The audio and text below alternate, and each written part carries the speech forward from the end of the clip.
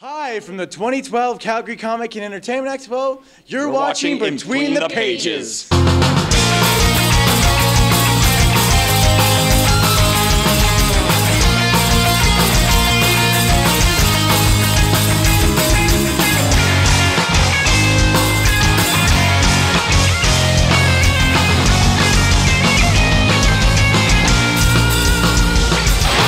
Hey guys, so I'm here joined by Peter Steckley, and aka the Fourth Doctor.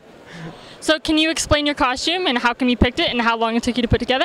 Sure, I am the Fourth Doctor of Doctor Who, played by Tom Baker.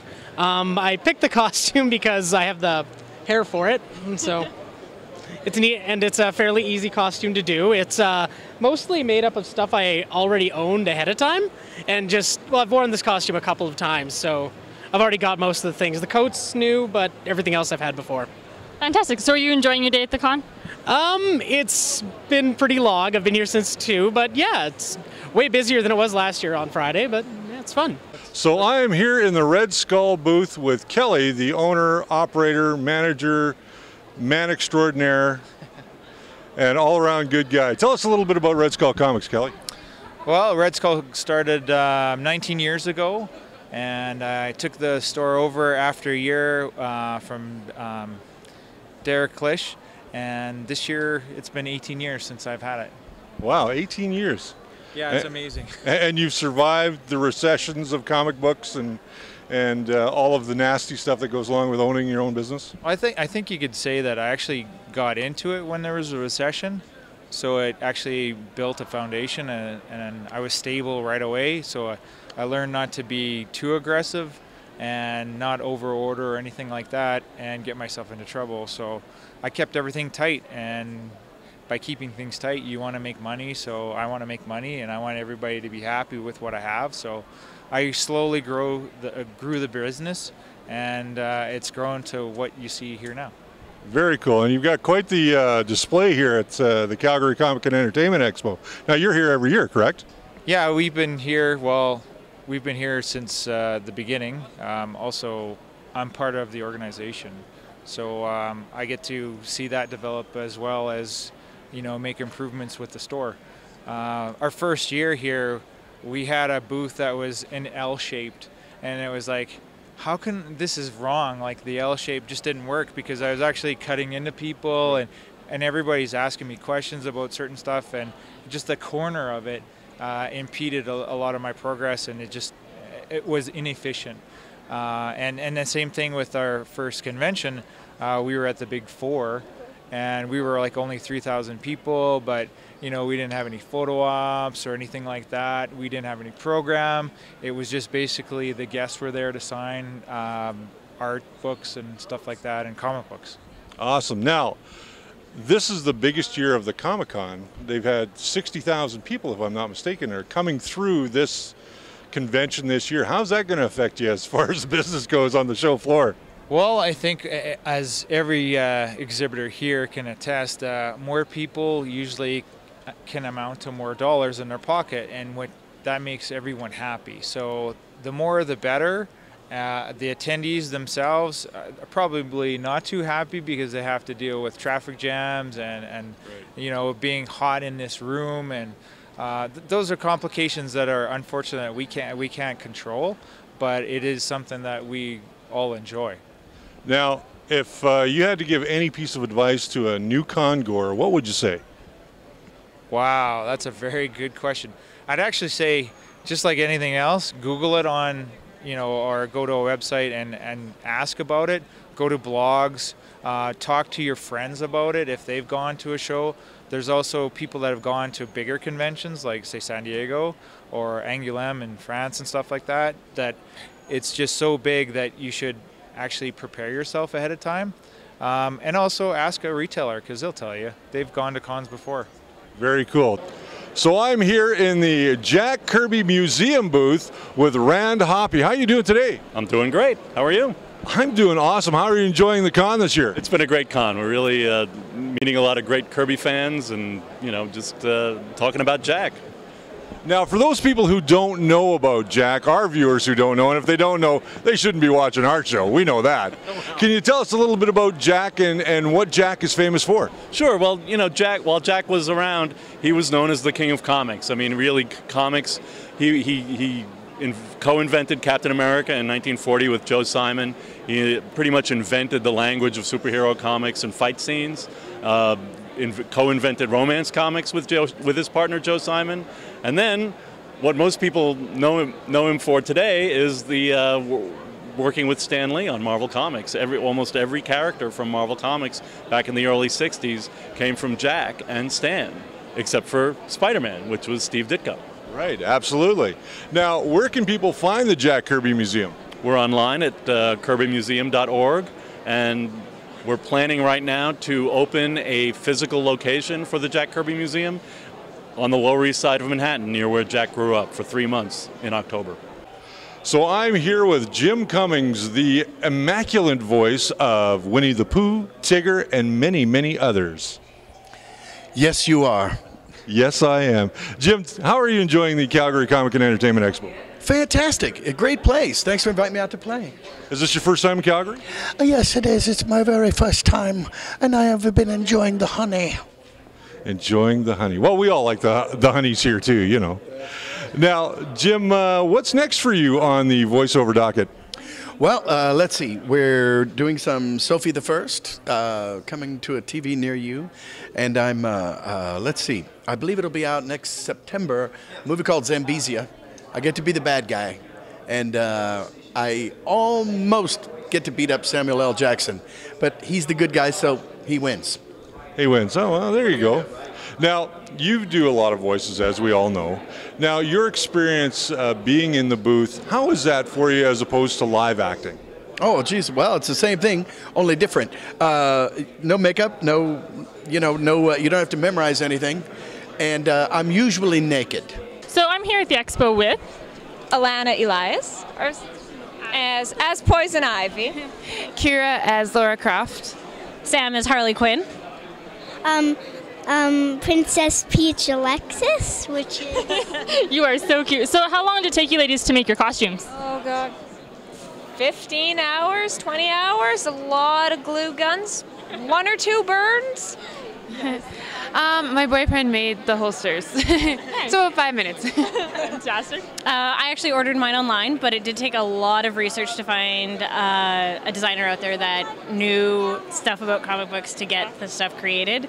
And she also made her Princess Peach costume, though sewing the crown, which we made onto the wig, took a good couple hours. Yeah.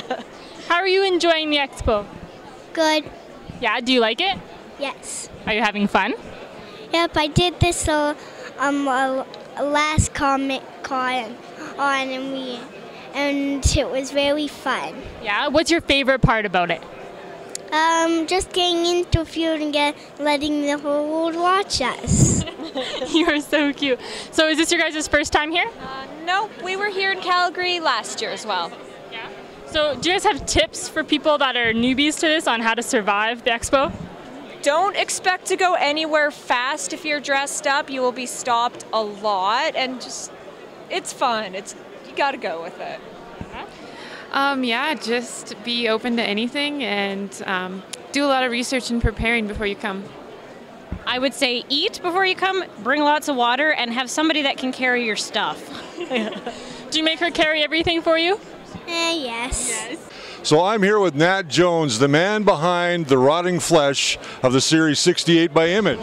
Hi, how are you doing? Hey, not too bad, Nat. How are you enjoying the show here? It's been great so far. Lots of fans, lots going on, a lot of excitement. So. Now, you are a zombie artist, correct? I would say so, yes. I would say so, too. I don't think we've even reviewed one of your books yet, but I'm looking forward to it. Now, Nat, what can you tell us about your work that's different from what we're seeing on shelves today? Well, I think one of the things with 68, especially, is 68 really focuses on kind of a historical slant to the zombie phenomenon. We took the basic premise is the original Night of the Living Dead was released in 1968, and it had a lot of political and social commentary about the world at the time. It was a really interesting period in history, but no one really ever asked the question, so what was he commenting on? What was what was really going on in 1968. So we're taking that and we said, well, the Vietnam War was going on. The civil rights movement was going on. There was so much going on. It was just a really wonderful era to play in. And we've developed 68 and we're exploring that. So. And who's writing the book, Nat? That's Mark Kidwell. So, okay. Yeah. And is the series ongoing, or has it come to its end of run yet? Oh no, it's not really a monthly ongoing. What we're doing is we're doing mini-series, little chunks, but it is ongoing. We're going to keep up with those. We've got a lot planned for the future. So. Now I see you've got the Scars series as well. Can you tell us a little bit about what the Scars series is? Well, 68 Scars is the second installment of 68 miniseries. So we did a miniseries called Just 68 last year. This year we're doing 68 Scars. The first issue just came out last month. It's going to be another 4-issue miniseries. And what can people look forward to after the Scars run? More 68. So I'm here at the Alchemy booth with Derek Rickett, Dylan Morley, Daylene Wells. Now, I got to say, I've been by the Alchemy booth many years in a row. You guys have been here more than once, obviously. Oh, yeah, definitely have. Yeah, great time for us. And I got to say, you guys have some of the best-looking booth babes I've ever seen. How do you respond to that? It's great. Now, have the guys been paying more attention to you or what you got in the booth? Both. Yes. So tell me a little bit about what people can find here at the Alchemy booth. Well, it's a range from buckles to wallets to hats to t-shirts, hoodies, minor accessories, but we kind of try to carry a little bit of everything. Awesome. Now, I got to say that Alchemy can be found where? In Northland Mall and Sunridge Mall. Oh, so you are here from Calgary locally? Local in Calgary, and you can check us out on Facebook as well. That's excellent. So let's go check out some of the wares here at the Alchemy booth, because I need some new stuff. Today I'm here with Crystal, or 7 of 9. Fantastic. How long did it take you to make your costume? I actually had a couple of friends make this for me, probably about 10 hours or so. Yeah. That's fantastic. At least you didn't have to do it yourself. So what's your favorite part about the con? Probably all of the costumes and even seeing a lot of the booths and everything, and the guests that come, you know, that's always a highlight and everything, so yeah. That's awesome. Can you explain to us what your booth is? We are a medieval reenactor sword company, right? So we rent swords, we sell swords, everything from wall hangers to practical high carbon steel swords, as well as some tunics and stuff you see here, and armor. We can also do custom armor and swords as well if desired.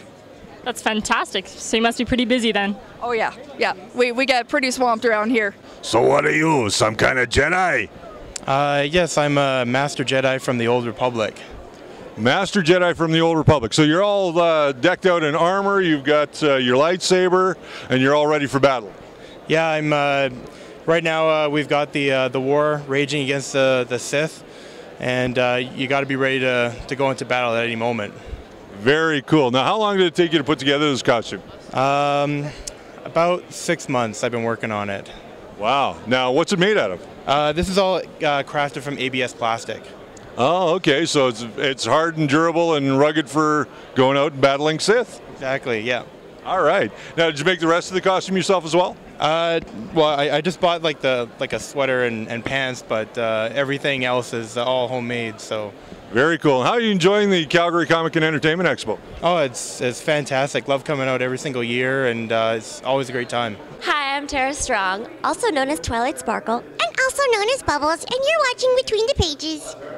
We hope you are enjoying this third special episode of the Calgary Comic and Entertainment Expo. I almost forgot what you were watching there for a second. As you know, we are recording this in studio so we can cut all this footage together for you. That's the magic of Hollywood, or in our case, the magic of the basement. The basement the in PC Calgary. Basement. The PC basement. We've got a few things to get to before we get to our review. First and foremost, we want to express our regret and our condolences to the family of the co-creator of Jonah Hex, as well as a few other books as well.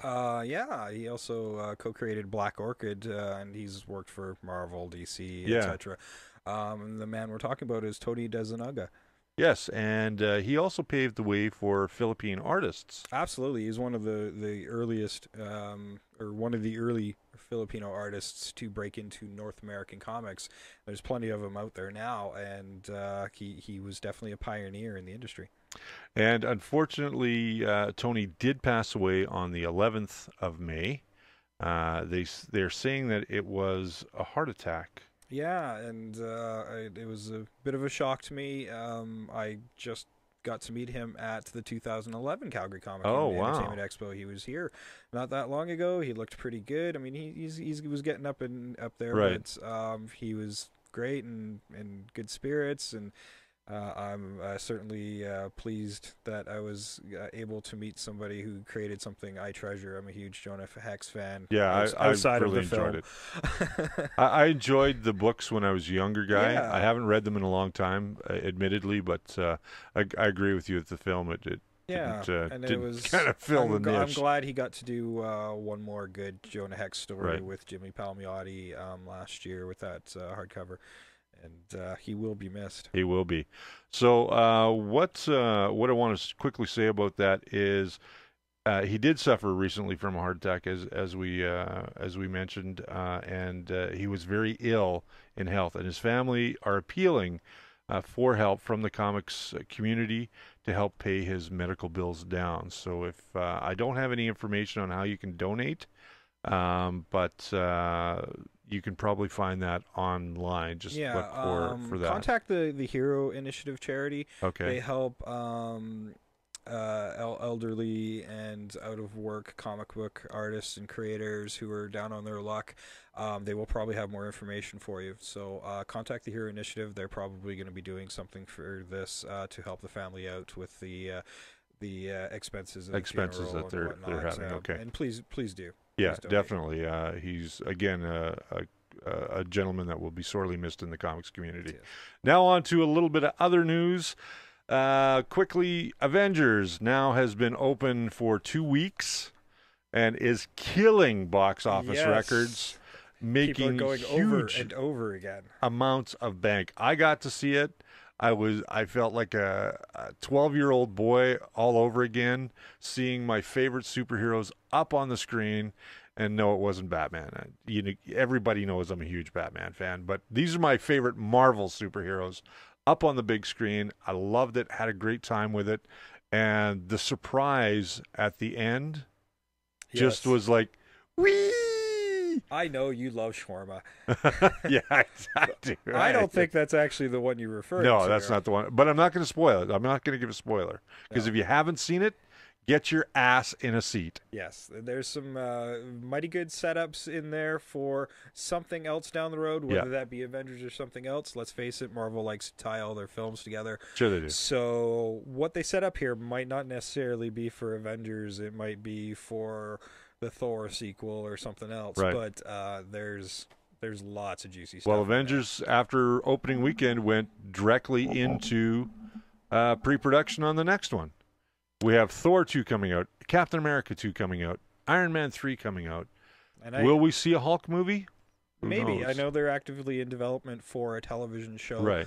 And I think they're very interested in trying the Hulk again as a feature. And given what they've done in Avengers, I think they now know how to approach it more. Right. More solidly. Avengers, I still think we're at the earliest 2014. I think that's being awfully generous with the times on schedule on that. Honestly, I think 2015, 2016 is probably more likely. What's happening to your mic over there? I don't know. Keeps sinking. Are you loosening that thing or? No. All right. It should be locked down good. That one loosened up a lot on that one. I'm like, hey. So I just got to drop it out of frame. I'm like, I can hear my voice like going farther away. I'm like, where is it going? Okay, so the Avengers, what I wanted to say about that, you brought up a good point before we started recording today. You brought up the point that the damage that was done in Lower Manhattan in the Avengers movie, if this had been reality, would cost more than the cleanup from Hurricane Katrina. Absolutely, and this was done by an actual study. I can't remember the name of the group. It was like Kinetic something or other, Right. and they do damage assessments for disasters, and 122 billion was the cost to clean up and the damage for the estimated damage for Japan after the big flood.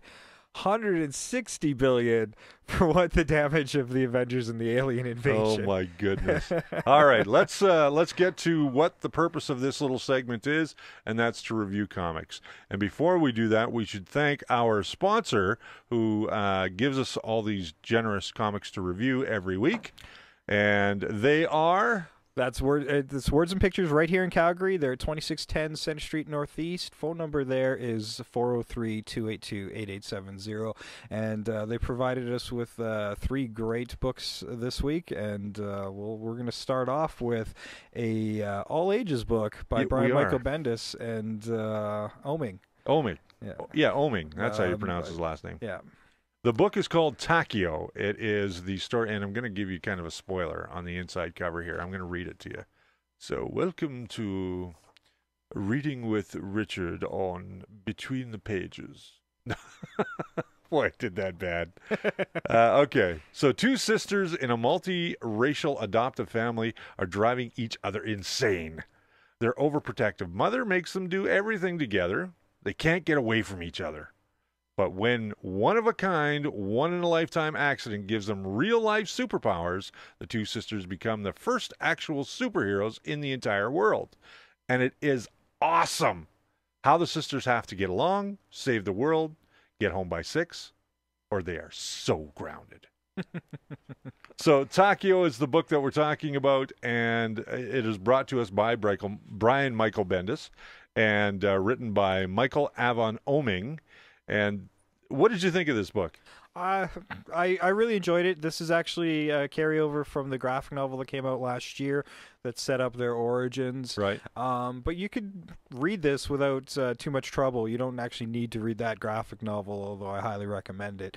And it's a wonderful all ages book. I don't want to call it a kid's book because as an adult, I really enjoyed it as well. It's nice to see that innocence of character and how I remember when I was like 7 or 8 and I wanted to be a superhero. And, me too, yeah. And, he tends to write the children very well. Bendis has got children of his own, and I'm sure he's channeling some of that there. And like, I have no doubt. How does an 8-year-old keep a secret identity? Well, when they pretty much can't keep a secret for more than 10 seconds. That's right. That's right. I did find that... if you hadn't read the graphic novel, this is still a really good setup because they do give you some of that origin story within this story. It leaves off at the end, opening up the world to more disaster, more characters that we are going to see probably in episode 2 or in issue 2. And then they give you kind of a little fun 2-pager at the back. I'm not going to spoil it for you because I want you to go out and get the book. It's called Takio. It is put out by Icon. It's only $3.95 in Canada and the U.S. So it's definitely an all-age book. It's number one. Get out, get it. The artwork, I kind of thought grab the artwork it for yourself, grab it for your kids. Yeah, I kind of thought the artwork was very translatable into a Saturday morning cartoon. I find that with Michael Avon Oeming's art. I think that's his name. Yes. Michael, when I noticed his stuff back when he started Powers with Bendis, even then I thought he had a very nice animation-friendly style. Right. And although Powers is certainly not an age-appropriate book, that's very true. It's definitely an adult-orientated book. That style still lends itself well to animation, and now that he's on a more kid-friendly and family-friendly book, Takio certainly could easily be a wonderful Saturday morning cartoon. Oh, absolutely. It's a very popular one at that. And you know what?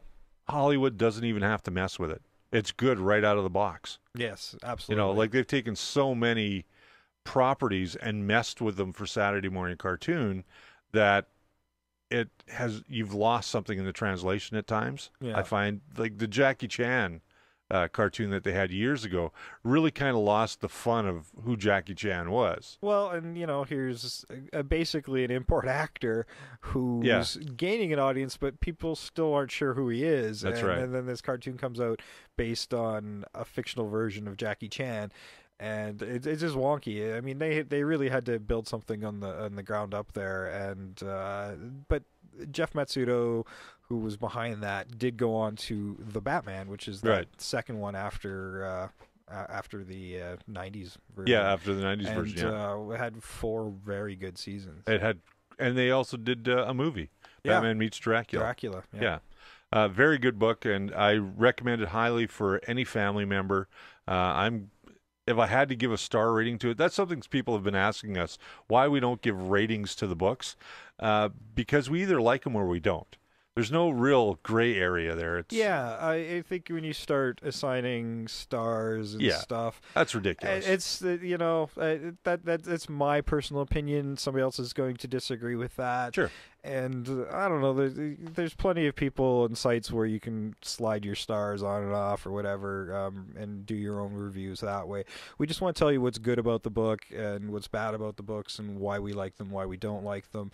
And hopefully that's enough for you guys, and you don't need a rating system for you guys to understand that. You have to make up your own mind. We tell you if we like it, and you're not going to like everything we like, and that's just the bottom line. Yeah. Let's move on to our DC pick of the week, and that is the New 52 Earth 2 story, number 1, $3.99 on the newsstands, and it says it all right here on the cover. It says, "The epic begins, a different world, a different destiny." This is brought to us by James Robinson, Nicola Scott, and Trevor Scott. Art is done by, Nicola Scott, that's correct. Story by James Robinson and inked by Trevor Scott. So, very good book. It opens on an action note, and the action doesn't stop through this entire issue. That's right. This is actually what James Robinson and Nicola Scott were working on a little while back, and was announced as a Justice Society book. Well, it doesn't quite start out there, and this is definitely a different Earth from what they've established in the New 52. They do have some nods to the final issue of Mr. Terrific, right, as well as a setup for the first issue of World's Finest as well. But it reads just fine on its own. You don't need those books to understand what's going on in Earth 2. It is a separate reality. It's going to be self-contained unto itself, at least for now. And there's a lot of carnage in this thing. I mean, they talk about balls-to-the-wall action. Yeah, I mean, this is like a Michael Bay movie. Oh, God. I mean, there is so much going on in this, and it kind of comes in, and all your favorite characters are there. Yeah, it's amazing. Yeah. It's just amazing. We see the major characters, Superman, Wonder Woman, Batman, in this first issue. I'm not going to spoil what happens to these characters, but I am going to say we do see Kara in this book. Yeah, where this is a world amidst its own war, and much like how we were introduced to the classic Justice Society, they were formed from the events of World War II. Well, this is more of a present-day scenario, and they've kind of flipped things a bit. Yes, we have a new type of war, and we have Batman, Superman, Wonder Woman, but the next generation of characters are the ones that were the previous generation in the old continuity. So we have the legacy, we have a new Flash that's the classic. What I think I really liked about this was the tie-in to the original universe. Yes. And that was, and I'm not spoiling anything if I tell people that the antagonist in this book is Apocalypse. And Apocalypse minions are on Earth. Yeah. We don't see Darkseid running around in this thing, but his presence is felt all throughout the book. Oh, yeah. They don't even mention Darkseid in here, but they do talk about Apocalypse. Name. They talk about Apocalypse. There's all sorts of parademons running around, and they look very similar to the ones Jim Lee draws over in Justice League. So makes me wonder if this version of Apocalypse, it's not set in any one reality. Like this version of Apocalypse can go to Earth 1 or 2 or 3 or 4 or whatever, whereas in the old continuity it's firmly set within that realm of reality. It's going to be interesting to see how this one unfolds. I think this one's going to be the one where the gloves are off. They're not beholden to the other books, so they can pretty much do whatever the heck they want, and I think that's going to make for a really interesting book. I think you're right, and I also think that this could be a real lead-up to a brand new sort of Final Crisis story. Well, we could eventually get another Crisis out of it. I mean, although we had Final Crisis, if we have another one, technically they're lying to us. But when Final Crisis happened, yeah, it was long before the reboot. Yeah, of DC's universe, and Earth 2 was gone at the end of Final Crisis. It was just one single Earth. Well, they actually brought the multiverse back in 52 already, so there was multiple realities happening. And Grant Morrison's been hard at work in defining what these are in a book that will eventually come out. He's been working on this for a couple of years now, called Multiversity. Right. So now we know which one's Earth 2, and they gave us a look in this month's Action Comics as well at a different Earth. So we're starting to see some of Grant Morrison's ideas come forth within these books, and Multiversity is just going to really flesh out what the multiverse in the DC realm looks like. Right. And I suspect they're going to be completely different than what they laid out in the Countdown books and whatnot. Sure. They're just going to like scrap all that and start again with all their numbers. And whether there's 52 Earths, who knows? I mean, we don't even know that. Maybe we don't even know that yet. But I kind of suspect that they might end up going that way again. Yeah. In another 75 years. Oh yeah, I mean, at this point, at some point, some editor-in-chief. It just seems like it's working its way to that already. Yeah, like in this first issue. And quite possibly that might make their universe too complex, and then we might have another Crisis. But could be. We all loved Crisis, so that might not be a bad thing. No, it might not be. One of the things I will say about this book, if you are a Justice Society fan, this is definitely a book that you want to read, because it kind of leads you in that direction to where the Justice Society is going to evolve from. Yeah, and the Justice Society has been absent from reality for the last 9 months. Right. So if you've been a little itchy and missing the classic characters, this is the book for you. Yeah, exactly. So now we move on to Max Comics, which is brought to us by Marvel. Yes. And this is not your family-friendly book. Garth Ennis is returning to Marvel Max, and this time it's not the Punisher, who he had a great run on the Punisher.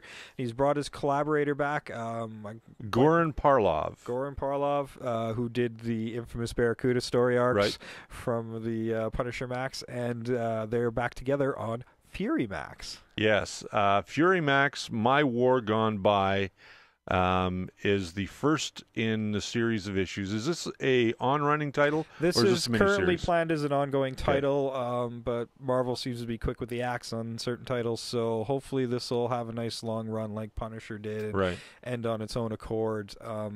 Garth Ennis, he's proven time and time again he's very good at war stories. He's already written a couple of Fury books for the mature line already, so this is a character he's already familiar and comfortable with, and we're gonna delve back into the Cold War with Nick Fury in this book a few years later after he's done with World War II, and it brings in that military stuff and the intrigue of the spy stuff as well that Jim Steranko channeled so well in his run, and more than likely we're going to see that progression up to S.H.I.E.L.D. I'm at least curious about it, but it's written in such a way where it's like his memoirs. Sure. Yeah, and he kind of narrates the story through the book in kind of his own words, and we meet characters that we've seen in the Marvel Universe before. Yeah. As well. But this is not entrenched in their continuity. No, either. This is definitely not, because it starts in, let me just see here. I know I read it, and it starts in 1954. Yeah. So the book picks up in 1954. Fury's narrating his life, so to speak. And it's his first mission as he's in Indochina, and or a mission that he's been waiting to do, because Indochina in this book seems to be the less. How can I say this?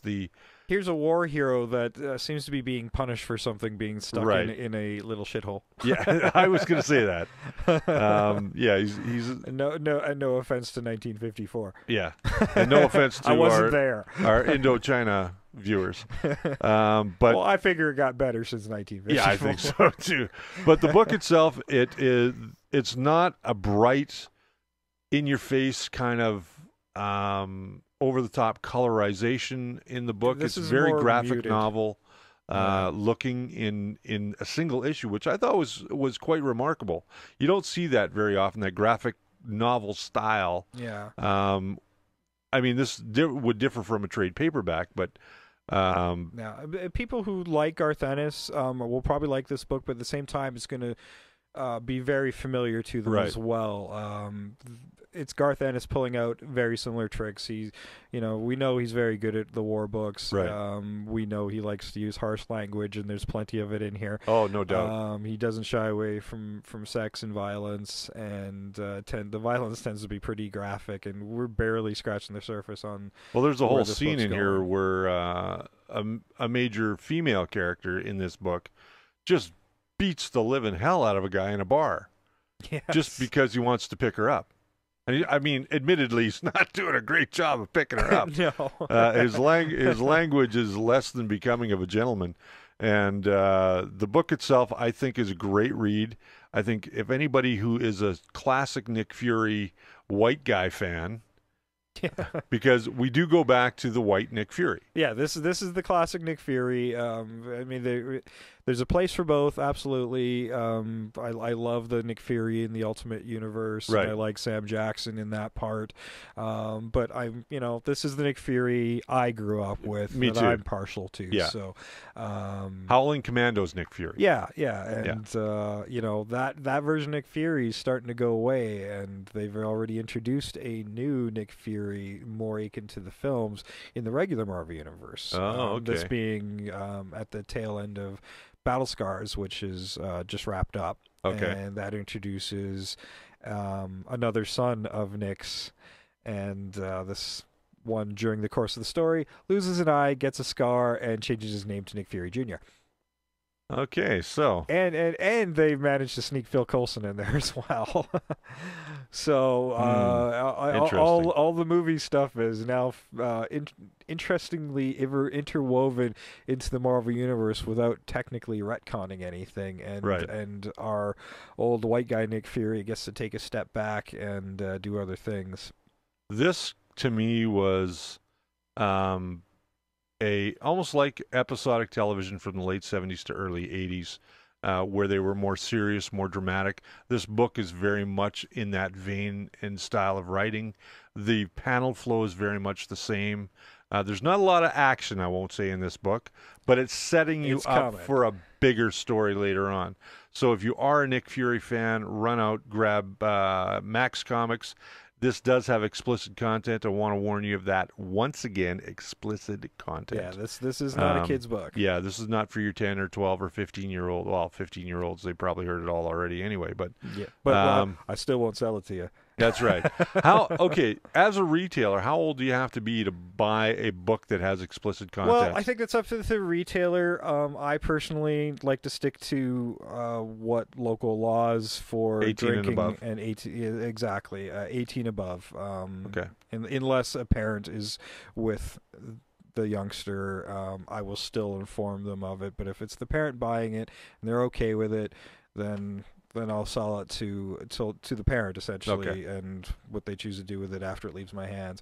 But as long as I make them aware of the content and they're okay with that, then I'm good to go. But because 16-year-olds, they're probably been there, done that already. Watched lots of R-rated movies and whatnot. But as a retailer, I stick to what the drinking laws are, 18 and up. Good for you. Yeah. Good for you.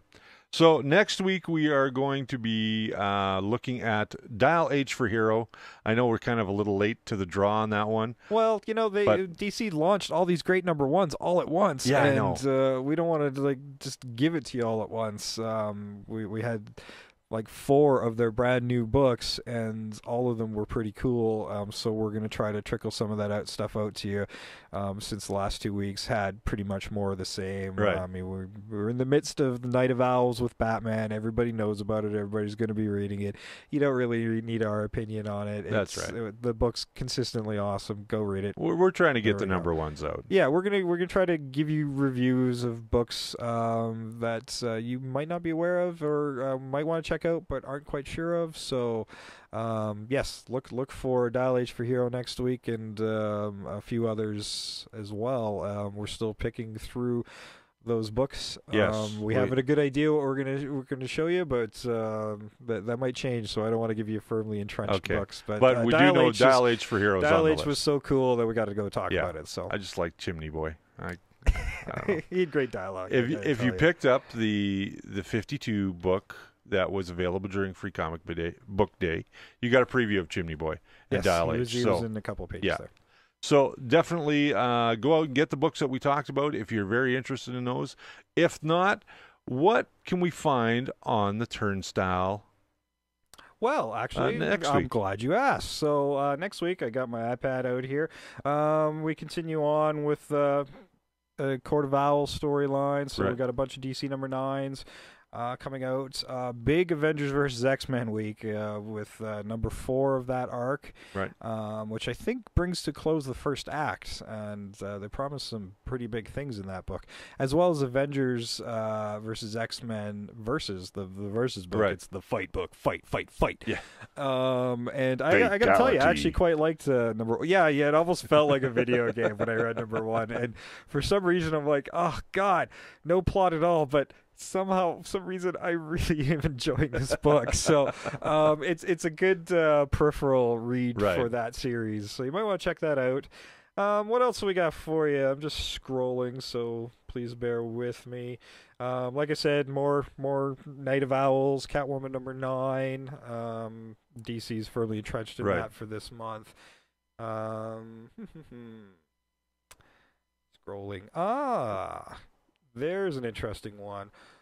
First issue of Hardcore, which was promised back in 2010. Yeah, back in February of 2010, wasn't it? This was February 2010, and this is a book that was by Robert Kirkman of Walking Dead and Thief of Thieves. That's also doing really well for them, and Top Cow founder Mark Silvestri. There you go. So, I mean, this is one you're going to want to pay attention to. A lot of people are going to have long forgotten about this book, but given how hot Kirkman is these days, and Mark Silvestri's art speaks for itself, this is probably one you might want to pay attention to because it might slip through the cracks. I think this is just a one-shot right now, but people like it. There'll be definitely more to come. I think this was originally planned to be part of the pilot season books from 2010. Moving on. What do we got in independent books coming? Anything noteworthy?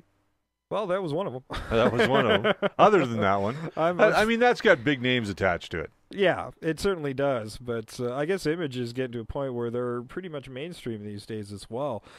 Speaking of Image, Manhattan Projects number 3, definitely a cool read by Jonathan Hickman. So go pick that up. Hickman's just been knocking his Marvel stuff out of the park, but his indie stuff is just as good, if not better. So go support the guy. He's been compared to Alan Moore. I don't know fairly or unfairly, but he does write in such a way that a lot of people aren't doing what he's doing. So he's a unique voice and one that's worth checking out and adding to your repertoire. Let's see. Well, Planet of the Apes actually is coming out, number 14. I mean, there's nothing special about 14 that I know of, but this book it's been so cool. If you like the old continuity of Planet of the Apes, the original Charlton Heston movies, it's set in that continuity, not the Rise movies. And I got to tell you, I mean, when Boom brought this out, I wasn't expecting too much out of it. Like, it's one of those properties that people remember, but quality-wise, I wasn't expecting a really great book. This thing looks gorgeous. I mean, it is way better than it has any right to be. And I said the same thing about Rise of the Planet of the Apes. I'm going to have to actually check it out. I haven't seen it yet. It is an amazing read. It's very intelligently written, and certainly with a lot of love for the original material. And the art is just meticulous. It's just gorgeous. Definitely one that might not be on people's radar, but backtrack the graphic novel, the collections from Boom, and cool. You won't be disappointed, especially if you're a Planet of the Apes fan like myself. Excellent. So that's what we've got coming on the turnstile now, and we've been trying to find a new name for that segment. What we're going to preview for you that's coming on the shelf on Wednesdays, and we really don't have a perfect name for it yet. No, we're working on it, but if you have suggestions, please let us know on the Facebook. See, down there is Between the Pages, nakedapeprod.com. All you got to do is send us an email, contact us on Twitter, contact us on Facebook.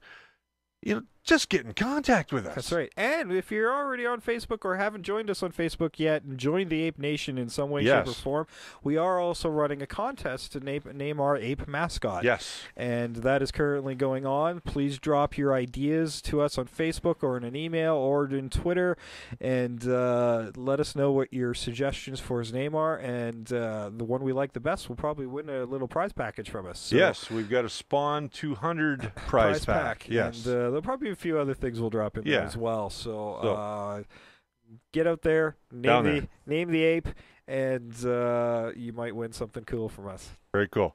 Now, that being said, let's get back to the action of the Calgary Comic and Entertainment Expo, and we will see you between the pages. You're watching Between the Pages. So I'm here with Mr. Gil Gerard, Buck Rogers in the 25th century, and that's for all of our classic fans out there. How do you like being at the Calgary Comic and Entertainment Expo, Gil? I'm having a great time. It's great. Have you seen lots of your fans? Yes. Yes, now, it's been very busy. It's a nice lull right now. So, how's it been reuniting with Aaron again? We've done several of these together. Oh, excellent. So you guys have been touring this year? Oh, yeah. This year, last year, the year before. So, yeah. And how's Calgary been treating you? Great. Have you had a chance to see the city? Just a little bit. Went out last night to Chinatown, had some dinner. It was very good. Enjoyed it myself. It was fun. So let me ask you, most folks that are familiar with your work in the past, what have you got coming up soon for us? Well, I've got a movie coming out called Blood Fair. I'm not sure where it's going, but it's coming out sometime this year, I hope. And what's the premise of Blood Fair? It's a horror film. I play a professor, and I don't engage in any of the gore, but it was a fun job. I did it for an independent producer and director over in Utah, in the States. So it was fun to do. Now, are they going to do a Buck Rogers reunion show? It's not up to me. If it was up to me, we'd have done it 20 years ago. Now, if they were to come back to you and say that they want to do one, would you reunite with everybody and do it again? Well, it would depend on the script. You know, I mean, I'd have to see what the show was like. I wouldn't want to do something that would take away from like the legacy of Buck Rogers that was created by us. But yeah, I'd be interested in doing it again. I doubt if they would cast me as Buck Rogers. But well, what about Buck Rogers' dad? Well, I was supposed to do that. I actually did that, and it's called Buck Rogers Begins. It was supposed to be a web series that it fell apart. But I played Buck's dad, and Aaron played Buck's mom. Oh, excellent. So, and then if it had gone on, and once he went to the 25th century, I was supposed to play his commanding officer, which would have been fun to do. That sounds like it would have been a really good series. Yeah. It's too bad that it didn't get off the table. Well, yeah, they just they didn't have the ability really to get the job done. Hi there, and I'm here today with DJ Schurz. And can you tell us a bit about what you're doing with all these robots? Certainly. So this is a company called Easy Robot I started, and the idea is we have a kit which allows people to be able to build their own robots out of any toy at all. So the kit comes with a camera, it's a circuit board that is powered by your computer, all the servos you'll need, and the adapters and everything. And the idea is we take old toys and we encourage people to be able to add our parts to it, and the software that connects to this allows you to do speech recognition, camera controls, facial recognition, web server, server, augmented reality, flying robots, walking robots. Stop me now because I can keep going for a while. It's fantastic. So I'm guessing you guys are a local company? Yeah, we are. We're based out of Calgary, and we get a lot of recognition all over the world, and we're just slowly starting now to try to get people in Calgary to recognize where we're from and that we're from here. And where can you be found in Calgary? We can be found at any event like this Telespark. Whenever they hold events, they invite us along, but mostly we're on the web. So you can find us at www.ez-robot.com. Fantastic. And what's the price range for something like this? Well, the circuit board by itself, if you already have all the parts, like say you're into RC robotics or RC remote control cars, you may already have servos and stuff. So the camera will be $50 and the circuit board is $130. But if you buy the whole kit, it's $200. Fantastic. Reasonable price to build your own robot? Most definitely, especially since it comes with a software that requires you not to do any programming at all. So you could just sit there, play with it, and you can sit in front of watch a movie and build robots on your own. So we have people interacting over here with the robots with the touch screen. We have a couple that are working, and I have a flying robot we'll have going on later. And over the next 8 hours or 6 hours, I'm going to be building this R2-D2 into one of these functioning robots. So I'm here with Laman at the Calgary Comic Entertainment Expo, and we're here to see some of his fantastic artwork. Can you tell us a little bit about what you do? It's a lot of fantasy artwork, and I really like dragons, so a lot of the illustration is dragon influenced. As you can see, there's a lot of traditional looking dragons. There's some dragon women. There's dragons sort of influenced by Giger's art style, as well as other art styles I like from other artists I like. So it's sort of like all things coming together. So what got you into dragons as opposed to the traditional superhero look?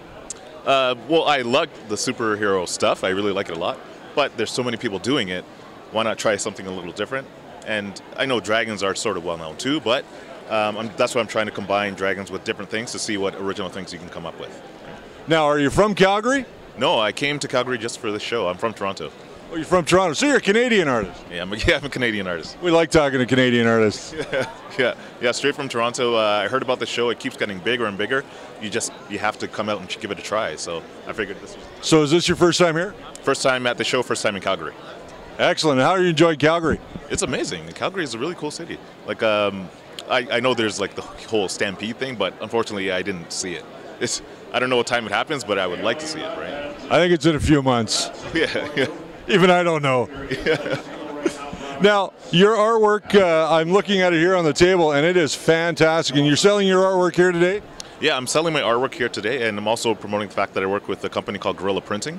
And they do all the digital printing, or we do all the digital printing for the stuff that I exhibit. And we also service the creative community as well. So we're also meeting different artists in Artist Alley, letting them know that we have our website online. Order your prints, we process it, pack it, and ship it to you all across Canada. Now, where can people find your artwork? You can find my artwork at www.laminmartin.com, spelled LAMINMARTIN.com. So I'm here today with... Dark Link, a companion, a demon hunter from Diablo 3. And how long did it take you guys to make your costumes? It took me about a couple months.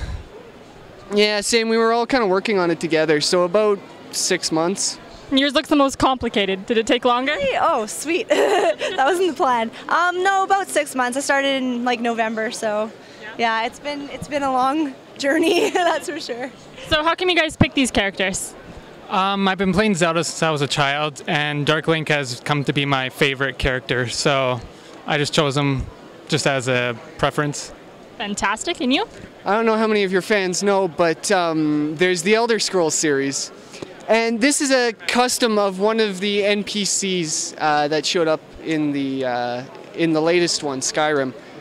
And I really liked the way that it looked, so I decided to make it. Fantastic. Yeah, I don't know. I like Diablo, and I'm a big fan of armor, and this one just really caught my eye, and I was like, yep, that's going to be my next costume, so. Hey guys, I'm here today with Fred Flintstone. Could you tell us a bit about your costume and how long it took you to put together? To be fair, I actually just bought this at a costume store last Halloween for $60 in Edmonton. Fair enough. How are you enjoying the comic show? Loving it. It's so much more intense and heavily populated from last year when I was here to see Bill Shatner. The energy in the room is just amazing, and it's nice to see everyone getting their inner geek out of them a bit. Absolutely. So obviously you're a veteran. So do you have any tips for someone who's never been here before on how to survive? Make sure you have a good breakfast, and a decent night's rest, and get into town the night before you plan to be in the show. Because if you're coming from out of town, that drive can be kind of exhausting. So I'm here with Joe Weems, illustrator and inker, correct? Hello, yes, absolutely. For comic books, I'm primarily known as an inker. Been doing that for 19 years, worked with pretty much most of the major pencilers in the industry who've come up in the last 15 years or so. Everyone from Mike Turner, Dave Finch, Joe Benitez, Brandon Peterson, Dale Keown. Last 7 years I've been working with Mark Silvestri. I just wrapped my run with him actually on that third issue of Hulk. Now, for the first time in almost 15 years, kind of breaking away from Top Cow and looking to pick up some work outside in the other companies, doing some stuff with DC at the moment. And a lot of sketching and advertising work in the meantime. So what can you tell us about your work with DC presently? I'm working on a World of Warcraft comic book. It's a one-shot called Horde. So for all you WoW heads out there, which I happen to be one of, it is an absolute pleasure to be able to work with my war chief and do some Horde comic booking here. I'm just one of the inkers helping out the project. It's a 140-page one-shot. I believe it's coming out either late summer or in the fall. But I know Rich Friend was the first inker on it. I believe he did like 40 pages before he got the Dave Finch Dark Knight gig. And then they kind of left a hole in the schedule because that monopolized his time, rightly so. So they asked me to come on board. I was more than happy to fill in as many pages as I can. And I know John Levsey is also helping out. And there might be another inker or two, but who knows? But it's a lot of fun in the meantime. So excellent. Now, for those WoW fans out there, well, what guild can they find you in if you want to reveal that? Well, for the sake of keeping me out of trouble with my editors, I'm going to refrain from mentioning my server or my guild, much less the name of my mains. That being said, I am Horde, and I'm a mage. So you're all about the bad guys? Oh, no, we're not bad guys. Come on. You have to understand, every side of a war, they think they're doing everything right, And besides, those Alliance, they're warmongers. Let's be honest. King Varian, he's a troublemaker. Listen, I can't get into this argument with you because I'm Alliance, so I won't. Filthy Night Elves. There you go. Now, you were saying that you're doing a little something. Maybe you can give us a teaser about what's going on with the new G.I. Joe movie for you. Oh, well, I'm actually doing, I've been doing a lot of freelance work for a company out of Texas. A lot of action figure box art, primarily. I can't really disclose too much about it, other than there is a new G.I. Joe movie coming out, and along with it, there will be a new line of 5-inch action figures. That being said, I was asked to do some sketches for Snake Eyes, and I'm going to leave it as simple as that. I can't really tell you much more, but it was hella fun because, as a child of the '80s, G.I. Joe, He-Man, Transformers, Robotech, that molded me into what I am today. So to be able to work on a project like that, to draw someone as cool as Snake Eyes, was just an absolute fantastic experience. So, a lot of fun. Well, that sounds great. So if you are a G.I. Joe fan and you're looking to pick up the new action figures, look for Joe's work on the box art. So I'm here with the guys from Septembrio, a local band based right here in Calgary, Alberta. Tell us who you are. I'm Nolan. I play bass. I'm Mickey Valens and I play drums. All right, and what type of music does Septembrio offer to the masses? I would have to call it electro alt pop. Okay. Yeah, basically alternative rock with traces of electro and pop thrown in there, and yeah. And when did you guys form your group? Oh, April geez. last year. April of So just 11. over a year Yeah, ago. 2011, I believe. Yeah. So 2011, so you're only a year old. We are indeed. Wow. Not an embryo anymore. You're not an embryo anymore. All right. So you're almost a fully mature fetus. Yeah, that's awesome. So where can people find your music? We're all over the internet, YouTube, Facebook, MySpace, right in front of us. Yeah, basically just Google Septembrio, you'll find us. And if you listen to X92, you can request us on there too, and probably on your podcast eventually. We're hoping so. Yeah, we'd love to play some tracks on an upcoming podcast. Absolutely.